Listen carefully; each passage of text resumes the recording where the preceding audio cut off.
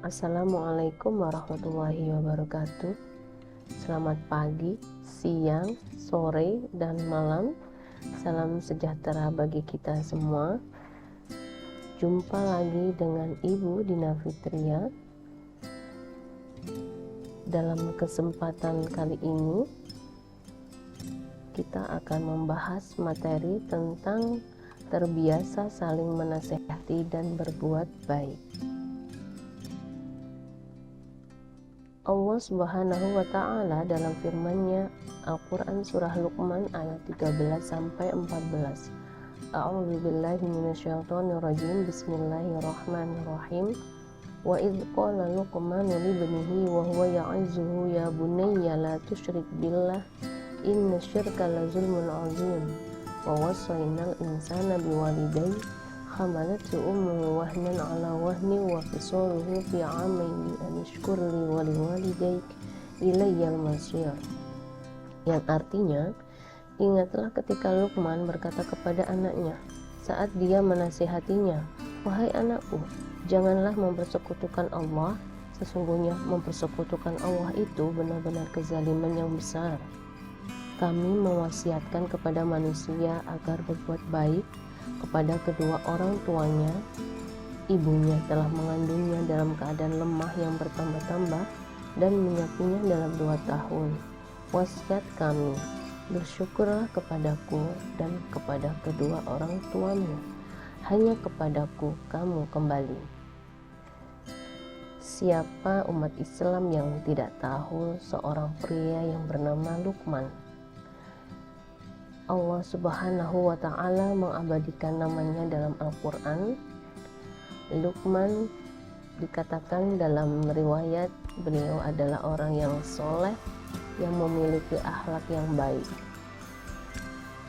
Adapun wasiat yang dipesankan Luqman kepada putranya adalah 1. Jangan sekali-kali menyekutukan Allah, sebab perbuatan syirik merupakan dosa besar yang tak terampuni. Yang kedua, bersikap taat dan berbuat baik kepada kedua orang tua yang memiliki andil besar dalam kelangsungan hidup setiap anak manusia.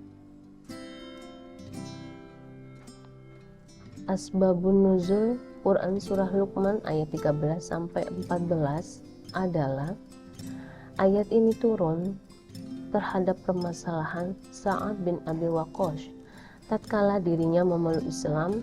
Lalu ibunya mengatakan kepadanya, "Wahai Sa'ad, telah sampai informasi kepadaku bahwa engkau telah condong kepada agama Muhammad.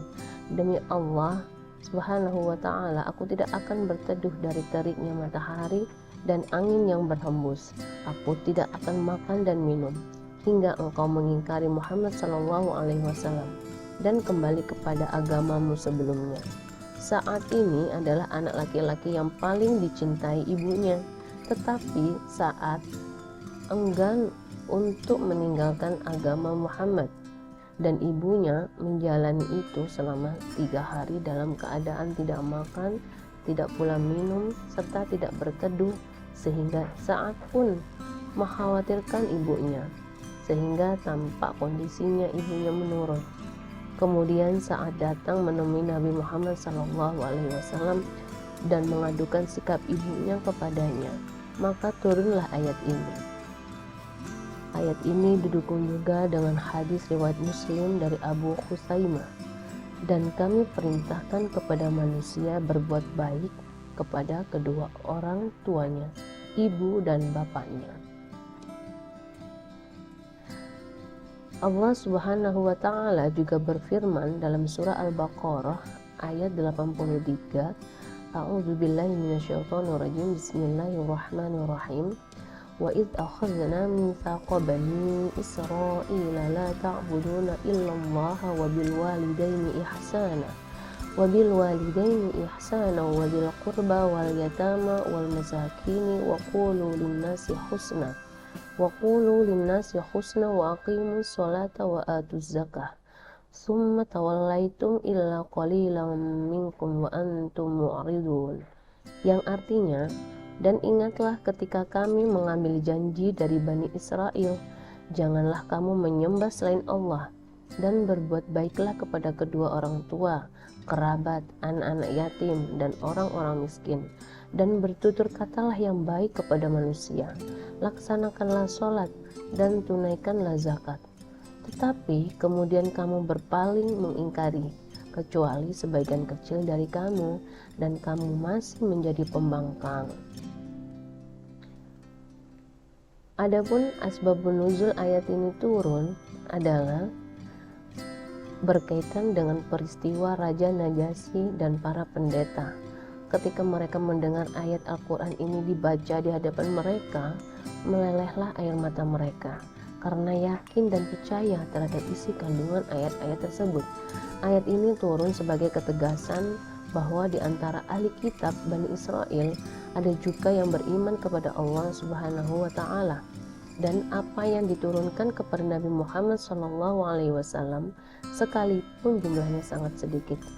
Ketika para pendeta Yahudi mengetahui bahwa ciri-ciri kenabian orang yang dikabarkan dalam Taurat sesuai dengan ciri-ciri fisik Rasulullah, namun mereka ingkar terhadap kitab mereka sendiri dan menyembunyikan hal ini terhadap orang lain dengan mengubah isi dari kitab Taurat itu. Adapun tafsir dari Quran surah Luqman ayat 13 dan 14 tadi mengandung pengertian bahwa hendaknya kita saling menasihati apabila di antara kita ada yang lengah dan akan berbuat kemaksiatan atau kejahatan ataupun kemusyrikan atau yang lainnya. Kita wajib mengingatkannya. Sedangkan tafsir Quran surah Al-Baqarah ayat 83 adalah ayat tersebut menegaskan bahwa kita sebagai orang yang beriman hendaknya senantiasa selalu berbuat baik kepada kedua orang tua, kepada kerabat, kepada anak-anak yatim, dan kepada orang-orang miskin. Berkata yang baik, mengerjakan sholat, dan menunaikan zakat. Berbuat baik itu tidak hanya berbuat baik kepada sesama saja, akan tetapi juga berbuat baik terhadap makhluk lain. Bahkan dalam membunuh pun harus dengan cara yang baik, tidak semena-mena. Juga dalam hal menyembelih binatang pun kita diharuskan dengan cara yang baik, diperintahkan dengan cara yang baik, misalnya dengan menggunakan pisau atau pedang yang tajam. Berikut adalah perilaku saling menasihati dan berbuat baik dalam kehidupan. Yang pertama, mempererat hubungan antar sesama. Artinya, nasihat-menasihat antar sesama itu dapat menumbuhkan rasa kebersamaan sehingga dapat mempererat hubungan antara satu dengan yang lainnya. Yang kedua, tergolong orang yang tidak merugi dalam hidupnya. Artinya, orang yang saling menasihat dalam kebaikan itu tidak akan rugi dalam hidupnya. Allah berfirman dalam surah Al-Asr, A'udzubillahi minasyaitonirrajim, Bismillahirrahmanirrahim, Wal 'asri innal insana lafi khusrin illal ladzina amanu wa 'amilus sholihati wa tawassaw bil haqqi wa tawassaw bis sabr. Artinya, demi masa sungguh manusia berada dalam keadaan kerugian kecuali orang-orang yang beriman dan mengerjakan kebajikan serta saling menasihati untuk kebenaran dan saling menasihati untuk kesabaran. Al-Quran surah Al-Asr ayat 1-3. Kemudian yang ketiga, selalu terkontrol. Artinya akan teringat jika akan berbuat kemaksiatan, sehingga tidak jadi berbuat kemaksiatan karena diingatkan oleh temannya, akan memperoleh pahala dari Allah Subhanahu wa Ta'ala karena nasihat menasihati itu melaksanakan perintah Allah Subhanahu wa Ta'ala sebagaimana yang sudah difirmankan Allah dalam Al-Quran surah Al-Asr tadi.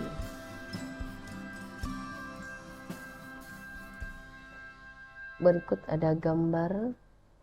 Yang pertama adalah gambar dua orang siswa minta nasihat guru. artinya dalam kehidupan kita senantiasa diharapkan bisa memberikan manfaat, memberikan nasihat, dan kita bisa menerima nasihat dari orang yang lebih mengerti dan lebih ahli daripada kita. Gambar yang kedua, ada seseorang yang sedang berbuat baik. Artinya kita diminta oleh agama untuk senantiasa berbuat baik.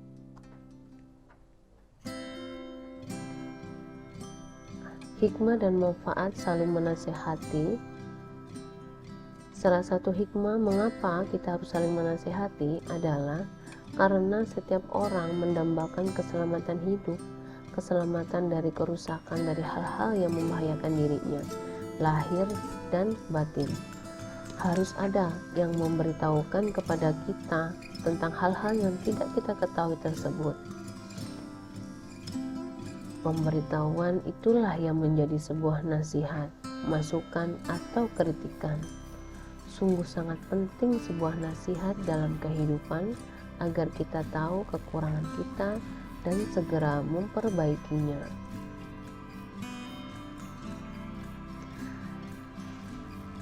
Demikian materi ini bisa tersajikan, semoga bisa membawa kebermanfaatan.